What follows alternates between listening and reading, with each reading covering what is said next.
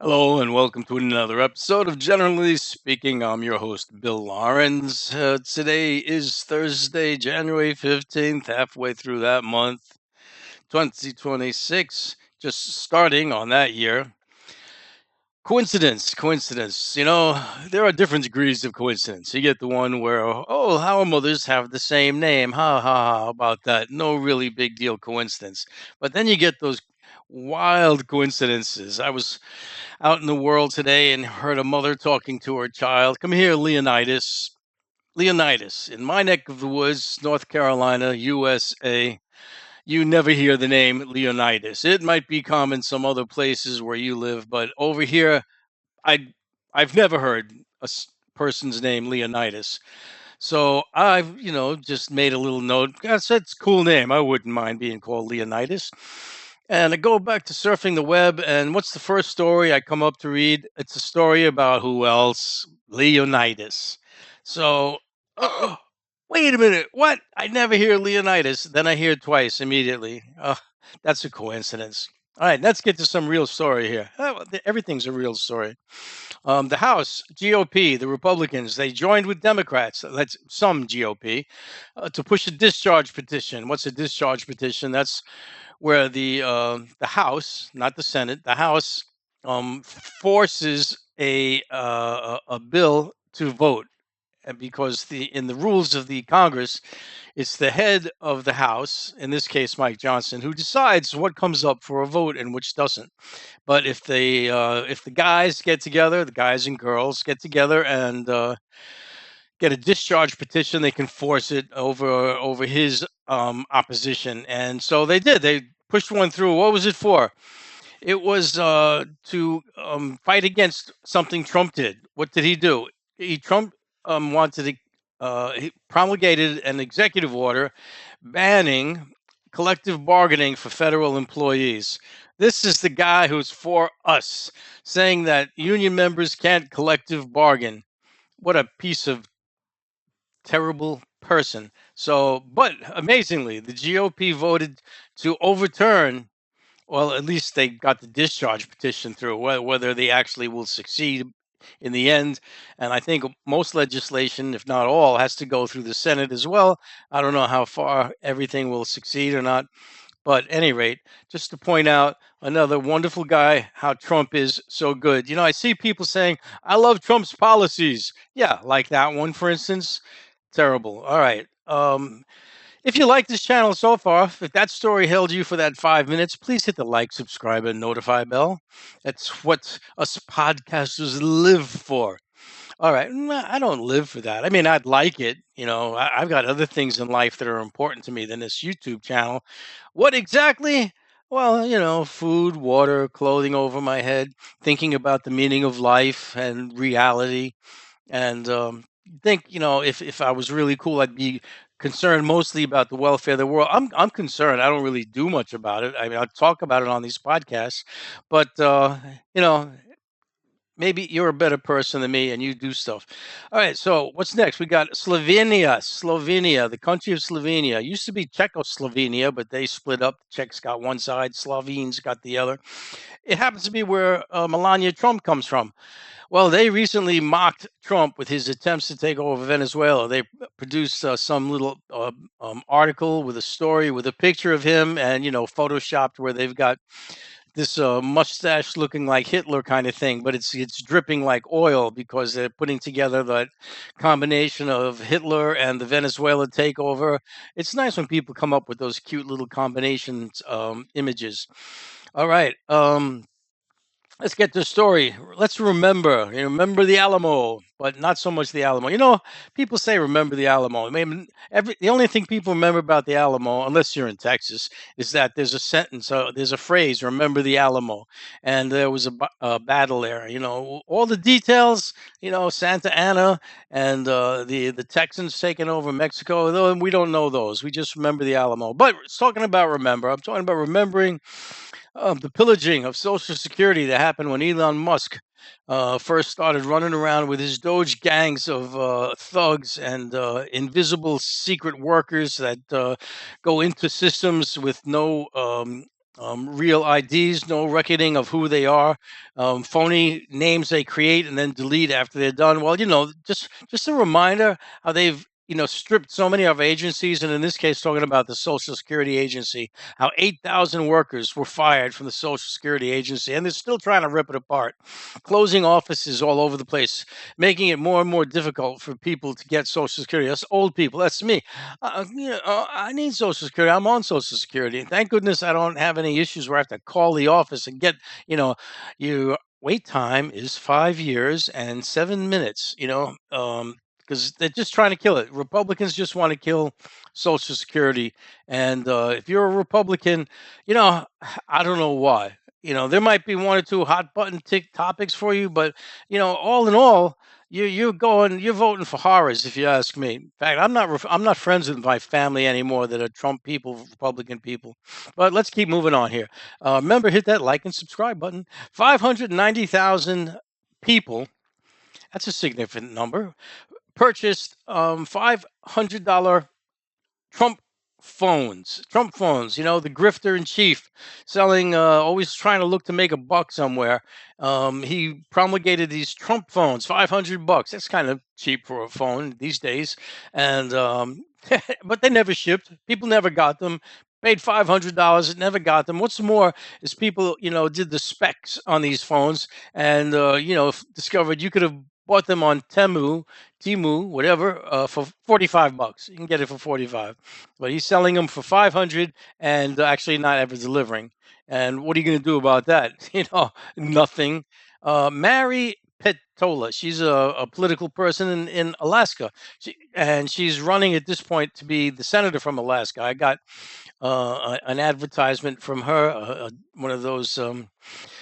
Not instant messages, a text message, because I donate to politicians frequently. $10 here, $10 there. I'm not a rich guy, and so I end up on the list, right? Everybody's asking me for money, and she was one of them, and not one policy statement. All of that, blah blah stuff. The world is horrible right now, and we have to do something about it. We have to stand strong. We have to fix, what they busted. Support me now. What do you stand for? What do you got? One position you can even tell me about? I hate that stuff. Needless to say, she got no money from me. All right, here's another story. Lake Okeechobee. I don't know how many people know about Lake Okeechobee. It's in the middle of Florida. It's a big lake. In fact, how big is it? It's the second largest freshwater lake in the U.S. of A. And but you have to caveat say the largest lake that's completely in the United States, because you've got those Great Lakes that border Canada and the USA, and one of them is partially in the USA and it is bigger. But the Okeechobee is the biggest one, second biggest in the USA. Well, what are we talking about there? First of all, this huge lake, it's got something in common with the Salt Lake in Utah, in that it's very shallow. It's like on average 9 feet deep, and but it provides water for millions and millions of people, and for agriculture. And what happened is the agriculture was starting to drain off so many chemical nutricides. Nutri sounds good, nutritious, right? Well, nutritious for a plant isn't necessarily nutritious for water life or for you and me. So one of the most popular ones is phosphorus, and there's so much in there. Well, you don't really notice it. Nobody really noticed it until uh, they started having issues with rainfall and the lake flooding. They've got a couple of dikes, one on the left and the right side, for adjusting the water levels. Letting the water out if it gets too high. And they were having a hurricane and lots of rains, and the lake was getting really high, so they had to start doing massive let the waters out, because of one of the issues with the water level is if it's too high, the plants don't get sunlight at the bottom, even though it's only 9 feet deep. I guess it's a little bit cloudy, that water. So they want to do a major, reduce the water level so the plants grow back and you get oxygen and you get fish in there because we know you need fish in your drinking water, right? I mean, every glass of water I have has a fish in it, don't you? And so what happened is this water running off. Made currents in the lake as the water's flowing towards these dikes. And what did it do? It kicked up the mud, it kicked up the sediment. And this sediment is all full of toxins. Now, I don't know, it's a nutritious toxin, nutritious for some things, but not for others. Not nutritious when you plant it, when you spread it on the ground, growing your plants, but not when it starts getting into the water supply and draining downriver. This water turned black from the disgusting mud that was coming up, and it became like a really huge deal. How do you get rid of this mud? They're starting to realize they got a bad situation here. This is humans, doing things on a mass scale, and I won't blame the humans too much on this one because they didn't know. But what does get me is when they do know and they don't care, and that's corporations for you. Which brings us to the next story of the Environmental Protection Agency. They've promulgated a new policy in which their analyses of whatever the EPA would look at the environment, right? They'll no longer consider the impacts on humans, human health. So if a smokestack's producing a lot of cancerous fumes that are going right down on top of the towns next door, that's not going to be something to look at anymore. What would be worth looking at is if it's going to impact the profit margin of the companies producing that smoke. Now, if that smoke drifts over to some other company and it's messing with that company's profits, yeah, then they might want to do a restriction there. One company's going to duke it out with the other. It's like one of those prize fights. Who's the biggest guy? So that's again Trump administration, GOP. No longer concerned about humans. I mean, if you ask me, that's the GOP in a nutshell. No concern about humans. All right, so what is this? Malware. Malware. What's mal? Mal means bad. So badware. It's like a virus. I guess there's some slight difference between a virus and a malware. But in the end, they're both bad. They're both bad. And what's going on now with malware? It's starting to rewrite itself. Now that we've got these AI programs where programs can talk to themselves and come up with ideas that you and I never wanted them to have, it's happening now. Malware is starting to rewrite itself such that even if it finds out you've got your antivirus program checking to fix it up, it'll notice that on the fly while it's happening, rewrite itself so that it gets around it. Stuff's getting scary with AI. It's really getting scary. All right, here's just an interesting story. There's a tree, a cypress tree. I don't know if it's in the country of Cyprus, but it's a cypress tree, the tree of Abarca. Abarca. And why am I talking about this tree? Because it's 4,500 years old. One of the oldest trees on there. There are others that are, in that category, but here's this one I'm just mentioning. 4,500 years. One thing just to live 4,500 years, that's a comment. But to actually not get burned down, chopped down, run over, crushed by the human plague is is another amazing event. But imagine 4,500 years. You go back to Jesus, right? That's a popular thing in our Western society. Jesus 2,000 years ago, right? You've got to go, and that's a long time back, right? Well, you've got to go another 2,000 before that to get to the 4,500 years ago thing. We're talking about building the pyramids kind of stuff. I wonder if this tree's ever going to die. All right. Well, at any rate, we got lawyers in Minnesota and in the Department of Justice are quitting because they're refusing to investigate Renee Good's partner. Renee Good is that woman that was shot by the ICE agents, shot in the face as she was trying to drive away. And rather than investigate the officer who did the shooting, heavens forbid we do that, the Department of Justice, who says their ICE can do no wrong and anyone else is a terrorist, anyone that they confront is a terrorist, they want to go after Renee's partner. Imagine that. Like, let's go. Let's find out what kind of Putin, Xi Jinping, ISIS terrorist group she's a part of, pro-Palestine, no doubt. And let's see what she's up to. Well, the lawyers in Minnesota that would have been assigned to doing this said, "We're not going to do it. We're going to quit." And for one thing, I think, no, don't quit. We need the good guys. Don't go away. But I mean, if they stay there, they've got to do this assignment, which they're not going to do. So they're just going to be fired anyway. So you might as well quit, I guess. So, any rate, so that's it. In the lawyers in Minnesota and in the Department of Justice, in Washington, they're quitting. They lost so many lawyers because they're saying, you guys are messed up. So it's good to see that we got some people that have some moral standing.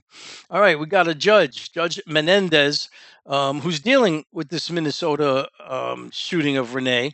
Although in this particular story, it doesn't have to do with her. What it has to do, though, is with ICE and their craziness. They're wild, going around shooting people with pepper balls, just grabbing people off the streets. There's a thing called a warrant. Everything that they do is supposed to be with a warrant. They don't do anything with a warrant. If you ask me, I'm being taken by ICE. I would be legitimately defending myself if I shot one of them because you don't have a warrant. You can't just grab me. You don't have a warrant. You're kidnapping, essentially, is what it is. So, at any rate, this Judge Menendez, she's going to be ruling probably today or very shortly about how ICE, you can't do this, you can't do that. You can't be harassing protesters with pepper balls and gas sprays, and you got to take off your masks, and you got to have body cams. So it's about time somebody does something. Let's see if it comes to that and how soon it comes to that, because everything that a judge orders, the administration wants to appeal, and everything takes like 10 years before something happens. Well, we'll see what happens. It's a step in the right direction.